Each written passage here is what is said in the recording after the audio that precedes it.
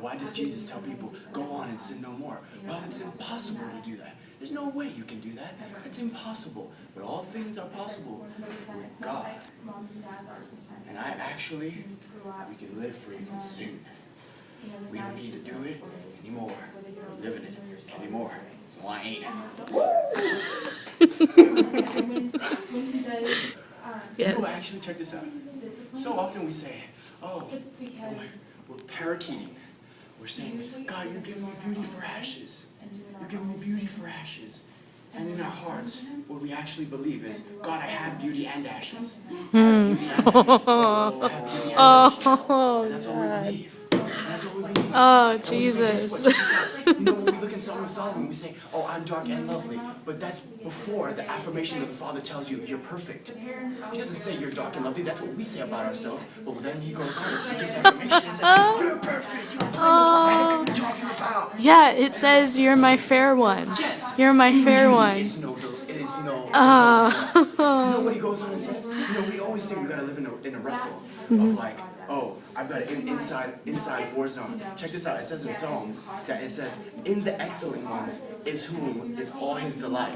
In the Garden of Eden, if you translate the word Eden, it actually translates to delight. So what does that mean? In the excellent ones, which is you, is his Eden.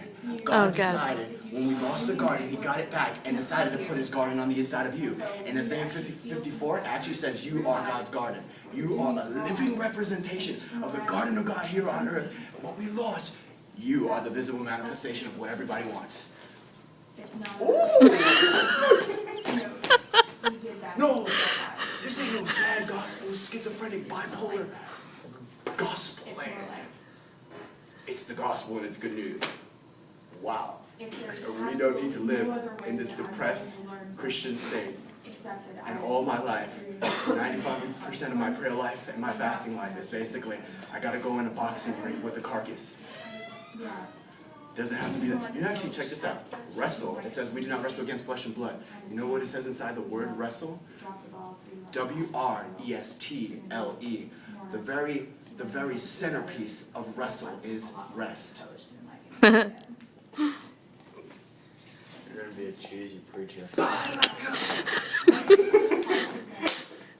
Say that again. I said he's gonna be a cheesy preacher with all these cheesy one-liners. Shut up. Maybe like David Hogan. I'm free. I don't care, I'm free. You want to play basketball?